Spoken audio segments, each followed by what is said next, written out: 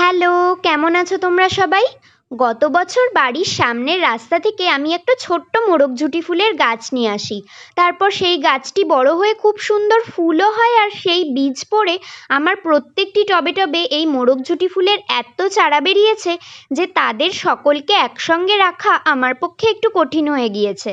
তবে শুধু এই ফুল গাছটি নয়, সাথে কালো মেঘ, তুলসী ইত্যাদি আরও নানান গাছের নিজে থেকেই বীজ পড়ে এত পরিমাণে চারা বেরিয়েছে যা আমার পক্ষে সামলানো কঠিন। অবশেষে গতকাল কুরচি আর ড্রাগন ফ্রুটের টব থেকে অনেক কষ্টে টোটাল আমি এই 12টা মোরগঝুঁটি ফুলের চারা তুলে নিয়েছি।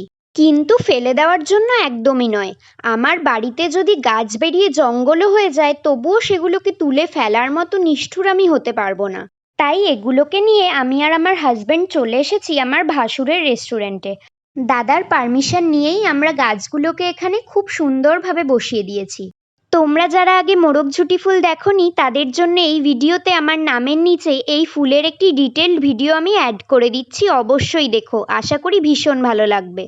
মোরগঝুঁটি গাছ আমি আগেও অনেককে গিফট করেছি, আর এখনও কিন্তু আমার কাছে প্রচুর চারা রয়েছে। তাই তোমরা যদি কেউ বোলপুর বা শান্তিনিকেতন থেকে আমার ভিডিও দেখছো, তোমরা চাইলেই একদম বিনামূল্যে আমার থেকে এই চারাগুলো কালেক্ট করতে পারো।